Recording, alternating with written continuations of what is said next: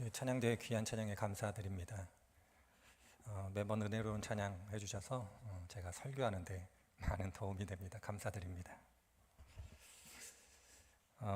이제 좀 더위가 풀렸다고 할까요? 누그러졌다고 할까요? 하여튼 지난 주간은 그래도 조금 지내실만 하셨죠. 네.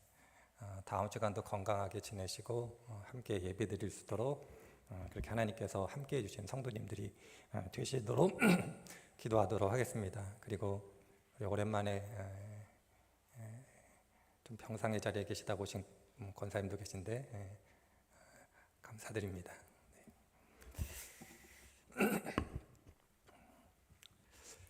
우리가 살아가고 있는 현실은 조금 다를 수 있습니다.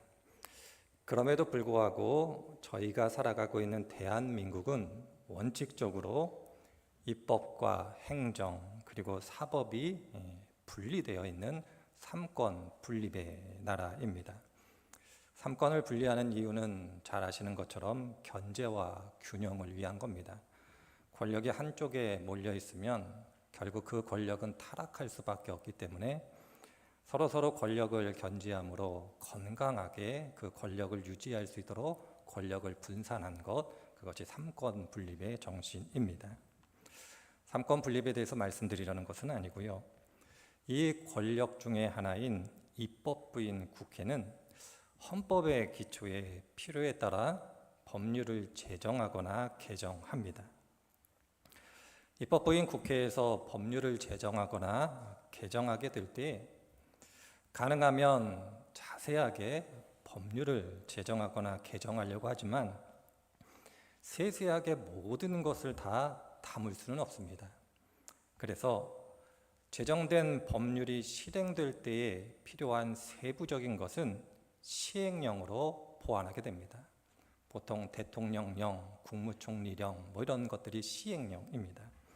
그리고 시행령으로도 보완할 수 없는 더 세세한 것은 조례로 보완하게 됩니다.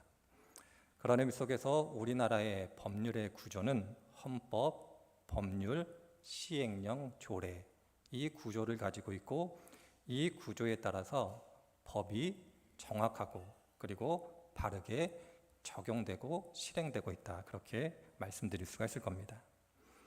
제가 이렇게 말씀을 드리는 이유는 성경을 읽어보면 성경도 세상에서 법이 작동하는 것과 비슷한 것을 발견하게 되기 때문에 그러합니다.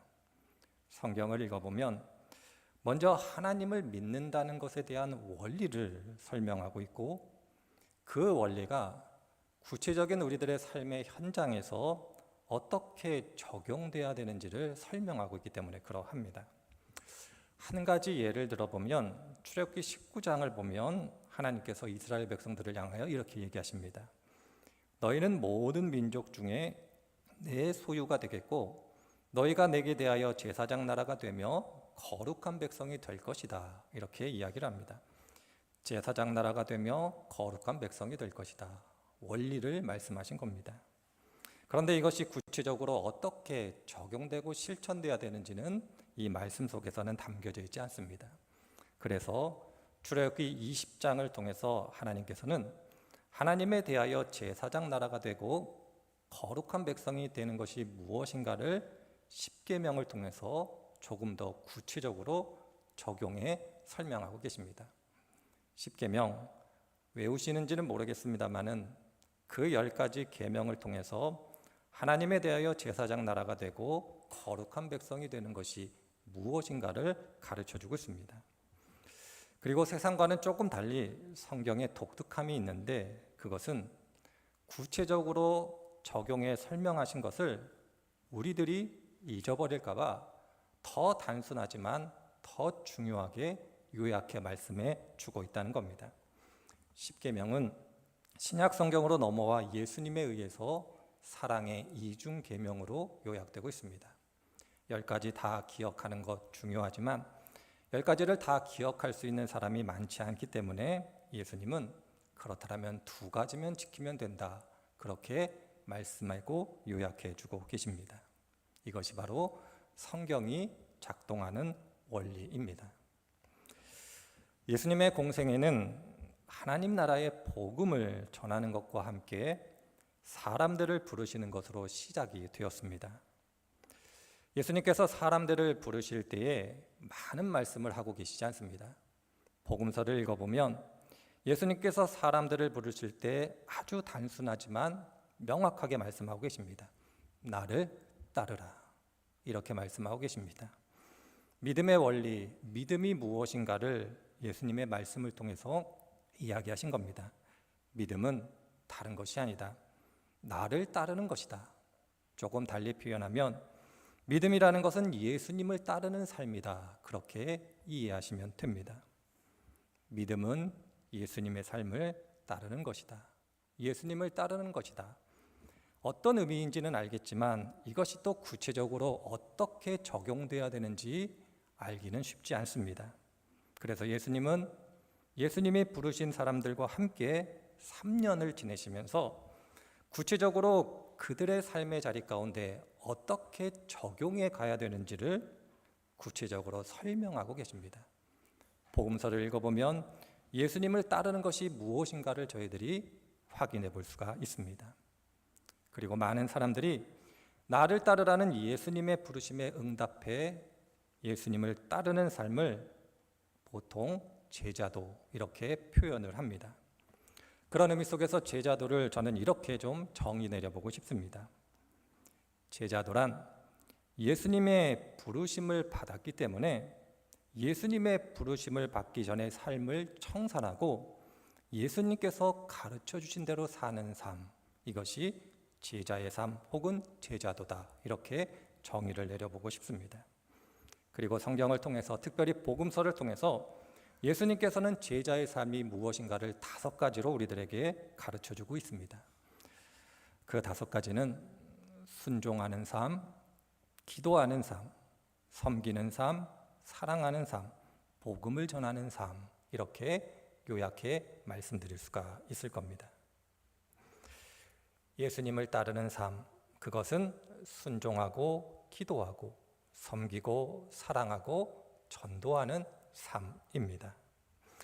이 5가지에 대해서 구체적으로 설명하지 않더라도 이 자리에 계신 성도님들은 하나하나 그 의미를 아실 것이고 예수님께서 무엇을 말씀하셨는지 다 아시리라 생각이 들어집니다.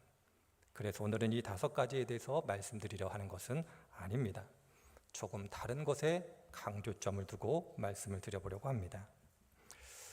한국교회가 가지고 있는 특징 중 하나가 오랜 기간 동안 소위 말하는 제자 훈련이라는 것을 해왔습니다. 혹여 이 자리에 계신 분들 가운데도 제자 훈련이라는 것에 참여해 보신 분들이 있으신지는 모르겠습니다만은 물론 단점이 있음에도 불구하고 한국 교회가 가지고 있는 중요한 신앙의 전통 중에 하나라고 생각이 들어집니다. 저 또한 한국 교회에서 여러 가지 실현되고 그리고 실천되는 제자 훈련 과정에 참여해 본 적이 있습니다. 다양한 과정이 있지만 가능하면 다 참여해 보려고 했고 한국 교회에서 하고 있는 제자 훈련에 참여해 본 적이 있었습니다.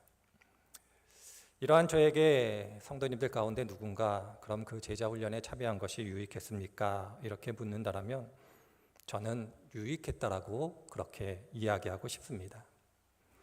그런데 성도님이 또 질문을 받고 그럼 목사님께서 제자 훈련을 받았기 때문에 현재 제자로 살아가고 계십니까? 이렇게 질문을 던진다라면 솔직히 그렇게 살고 있다고 답하기는 어렵습니다.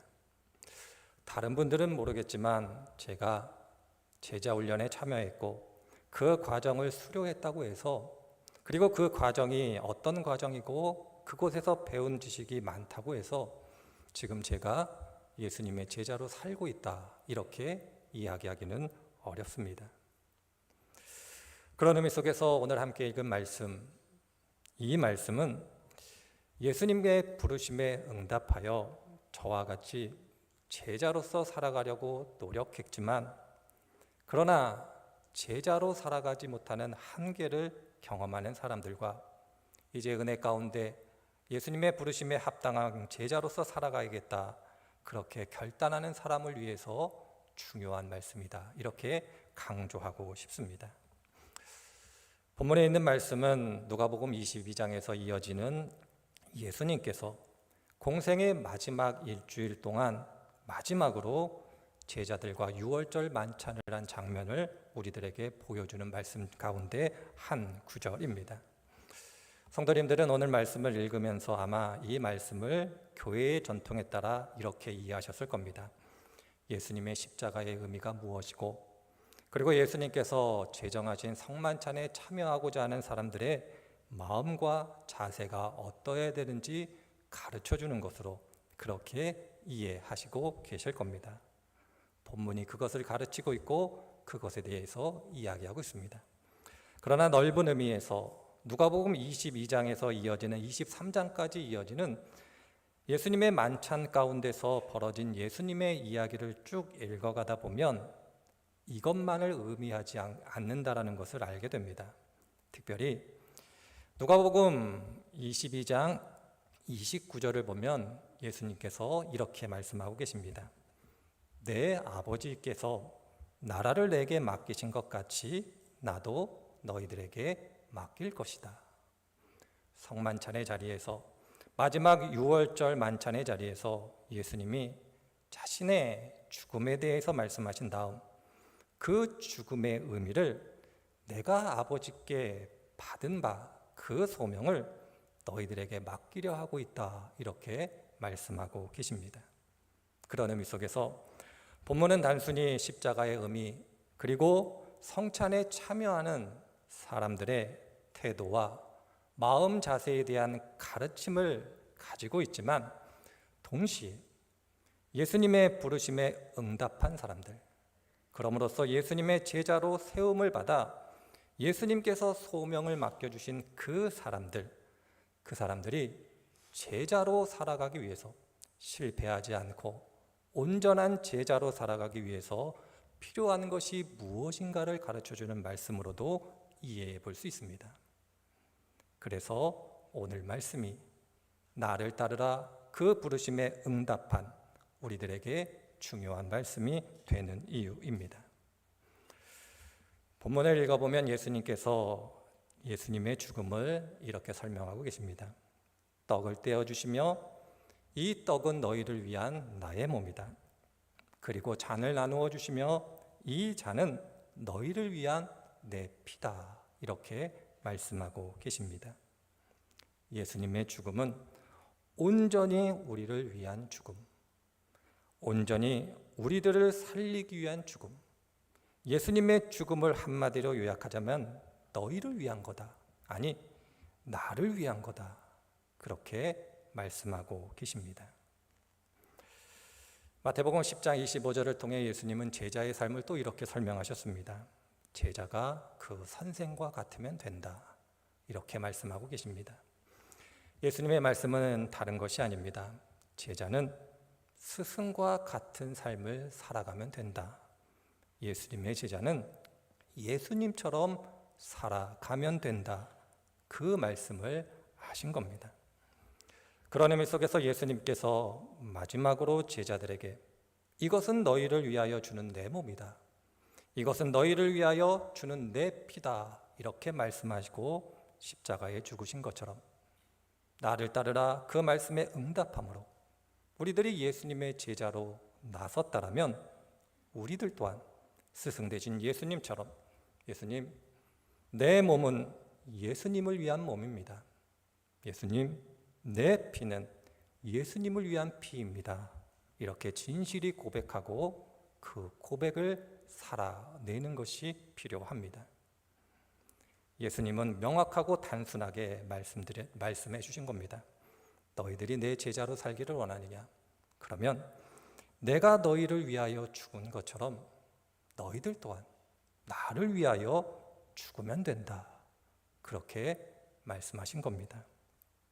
제자로 예수님을 따라 살아간다라는 것은 예수님이 우리들을 위하여 죽으신 것처럼 우리들 또한 예수님을 위하여 죽는 것이다. 그렇게 예수님이 말씀해 주셨습니다. 저희들이 예배를 마치고 마지막으로 부르는 찬양이 선한 능력이라는 찬양입니다. 이 곡의 저자라고 할까요? 작곡가라고 할까요? 작사가라고 할까요? 아시는지는 모르겠습니다만은 디트리드 본 회퍼 목사님의 곡입니다. 성도님들이 많이 들으시리라 생각이 들어지지만 본 회퍼 목사님이 하신 말씀 중에 가장 유명한 말이 있습니다. 그것은 무엇이냐면 그리스도께서 사람들을 부르실 때에 와서 죽으라 명하신다, 이 말입니다. 예수님이 제자를 부르실 때, 사람들을 부르실 때 나를 따르라 말씀하신 것은 와서 죽으라 부르신 겁니다. 우리들이 저처럼 예수님의 제자로 살아가지 못한다면 그것은 다른 데 있지 않습니다. 그것은 예수님은 와서 죽으라 말씀하셨는데 와서 죽지 않고 살려고 하기 때문에 그러합니다. 하나님과 사람들 앞에서 죽어야 하는데 어떻게든 죽지 않으려 발버둥치기 때문에 참된 예수님의 사람으로 살아갈 수 없는 겁니다. 이것이 바로 아무리 제자 훈련에 참여하고 제자 훈련이 무엇이고 제자로 살아간다는 것이 무엇인가를 알아도 끝내 제자로 살아내지 못하는 이유입니다. 그런 의미 속에서 예수님께서 가르쳐 주신 순종, 기도, 섬김, 복음 전도는 본질적으로 온전한 제자만이 살아낼 수 있는 삶이지만 실제로는 죽지 않으려 하는 우리들을 위해서 죽음을 연습하라고 말씀하신 것이다, 그렇게 이해해야 됩니다. 순종하기 위해서는 우리가 살아있어서는 곤란합니다. 기도, 섬김, 사랑, 전도 모두 우리가 살아있어서는 불가능합니다. 내가 죽을 때에만, 죽어서만 온전히 살아낼 수 있는 것이 5가지 제자의 삶입니다. 보통 그리스도인들이 이런 표현들을 많이 사용합니다. 모든 것이 하나님의 은혜입니다. 참으로 감동적인 표현이고 은혜스러운 표현이고 이 표현을 할 수 있는 사람은 참으로 복된 신앙인이다, 그렇게 말씀드릴 수 있을 겁니다. 그리고 이 표현 속에 담겨져 있는 깊은 의미를 참으로 아는 사람은 저는 오늘은 이렇게 표현해 보고 싶습니다. 그 사람은 예수님의 제자로서 순종과 기도와 섬김과 사랑 그리고 복음 전도의 삶을 살아보려고 노력해 보았다라면 모든 것이 은혜입니다라는 이 표현이 갖고 있는 깊은 의미를 안다, 이렇게 표현해 보고 싶습니다. 해본 사람은 다 압니다. 순종하지 못하고 기도하지 못하고 섬기지 못하고 사랑하지 못하고 전도하지 못하는 나 자신을 발견하기 때문에 그러합니다.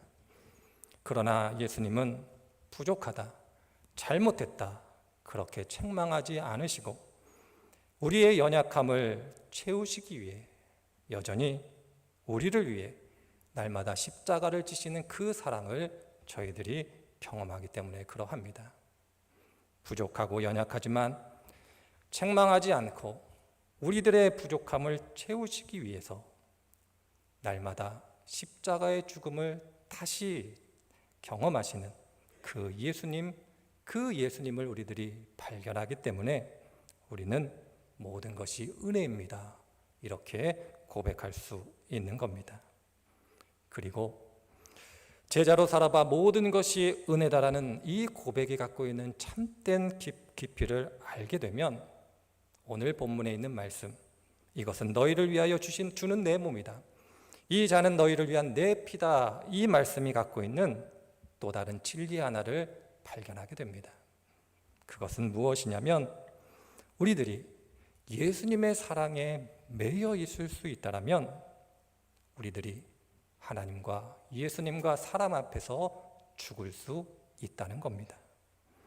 죽으려 노력해 죽는 것이 아니라 사랑에 매여 있는 사람만이 사랑에 매여 있을 수 있다면, 그 사랑에 감격할 수 있다면 노력하고 애쓰고 수고하지 않아도 하나님 앞에서 그리고 예수님과 사람들 앞에서 자연스럽게 죽을 수 있다.